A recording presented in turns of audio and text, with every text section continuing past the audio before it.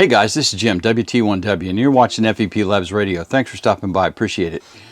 So I was at the Stone Mountain Hamfest the other day, and I was perusing the boneyard, which in my opinion is the best part of any hamfest, is to see all the stuff that I probably don't need, but it's such a great deal I had to get it. And I managed to score a 7 amp Astron power supply for $20, $30, not much. And you know, when you buy stuff at a hamfest, it's always the question of does it actually work or whatever. But having messed with a couple of Astrons now, I'm feeling a little froggy, so I figured if it doesn't work, I can debug this thing, and if nothing else, I'll ping Hollywood and pick his brain, because the man is a witch with electronics. Anyway, so I grabbed this thing. It does power on, and it puts out the voltages. So let's take a look at what an Astron 7 amp linear looks like. Spoiler alert, it looks like pretty much every other 7 amp or every Astron power supply ever made. I will say a couple things I want to mention about this particular power supply. I have a couple of other ones. I have a 35 amp and a 50 amp, and both of them have power pole connectors on the front. This is fairly old. I don't know if there's a date on there we can read. I would expect this has a good 15 or 20 years on it at least. But on this power supply, Astron actually put on real binding posts. On my newer, much newer, 35 and 50 power supplies, they have bolts back here, bare bolts without the binding posts. So you can get power out from those, obviously, but they're bare and exposed, which I always thought was kind of a weird design choice for something with 35 amps coming out of it. So I thought that was kind of cool that this one actually had that. Of course, it's fused. And like all Astron power supplies, it has the same basic design language that they all have, which is you have a big old heatsink here on the back of it, and you have your pass transistor. Now, funny thing about that pass transistor. Let me show you what that funny thing is. We're going to get out our voltmeter here, and I'm going to get this where you can hopefully see it and the reflection doesn't kill it. And the power supply is turned on now. I turned it on. And if we touch our ground probe to the ground lug, and we touch the top of my big head, if we touch the pass transistor here, you'll see we have voltage. And I don't know the reason. I guess it's for cooling. But both of my other Astron power supplies are the same way. There is positive voltage right there on the outside of that pass transistor. So something to be aware of. Obviously it's a heat sink to radiate heat, but it also somewhat protects that pass transistor from you accidentally touching it. The downside is if you're shoving this in a cabinet somewhere, you know, where there may be things back there that are grounded, and you touch it to that pass transistor, you're going to pop a fuse at the very least. Anyway, so let's see if we've got our normal 13.8 voltage coming out of this bad boy. And we got 13.7, which is close enough for ham. So that is it. This is a pretty basic unit.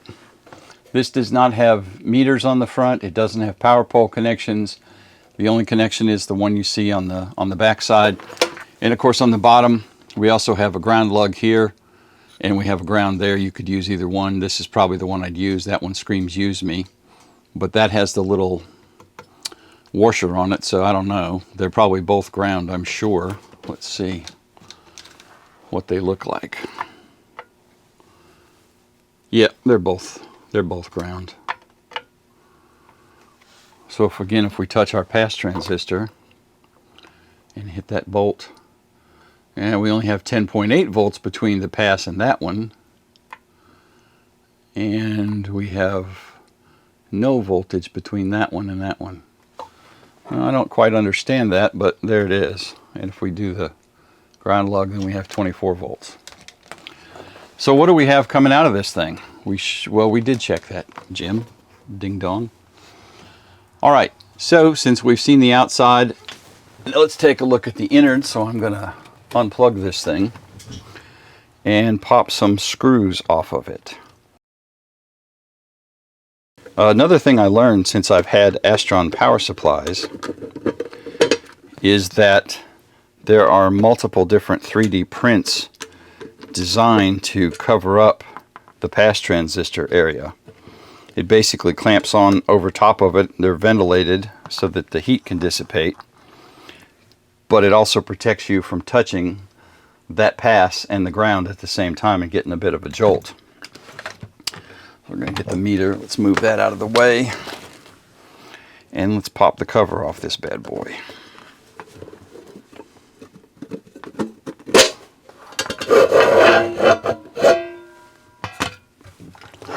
And take a look at his innards. And I am unplugged.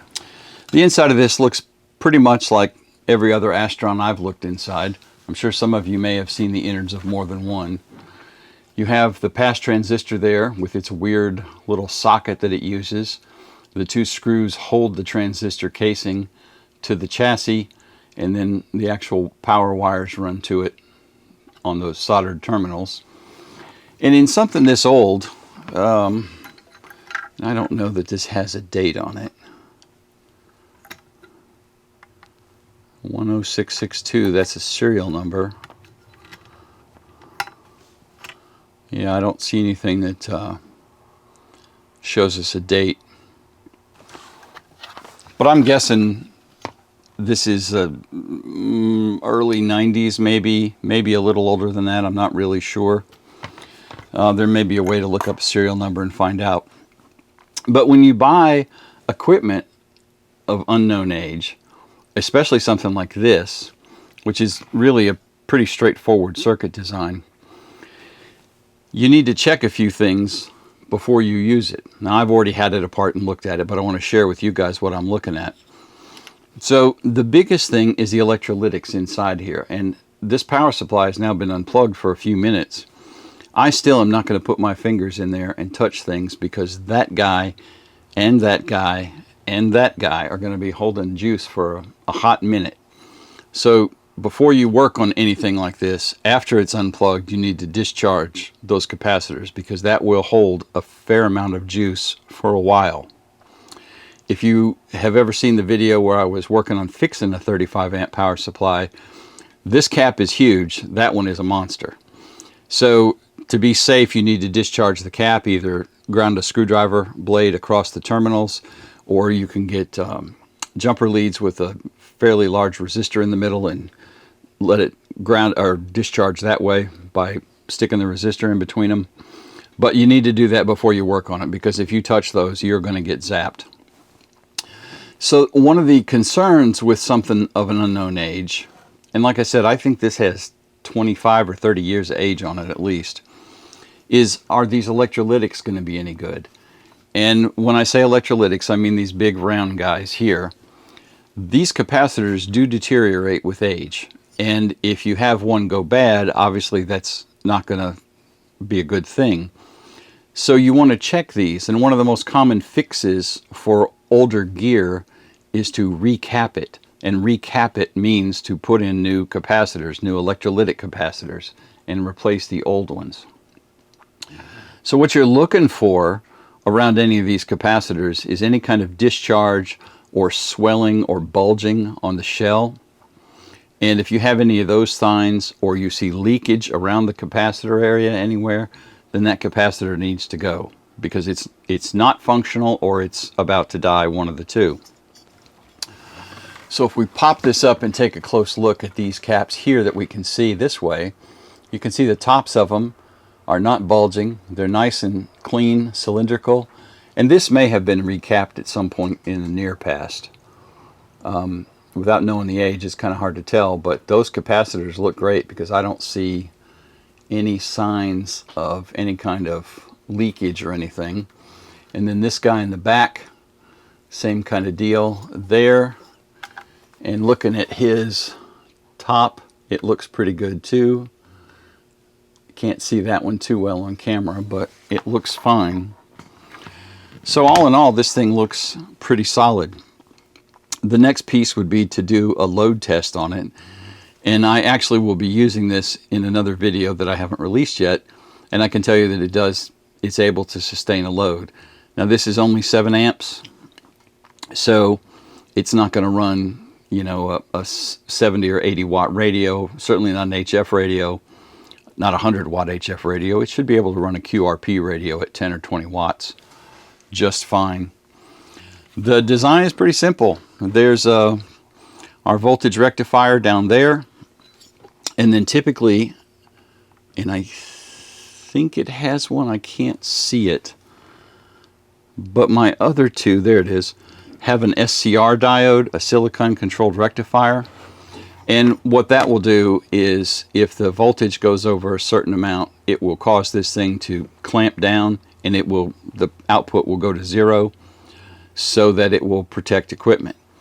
This is a thing, and if you remember, I did a video several months ago with WA2IVD's SCR fuse block dingus, and that does the same sort of thing that is built into the Astron power supplies.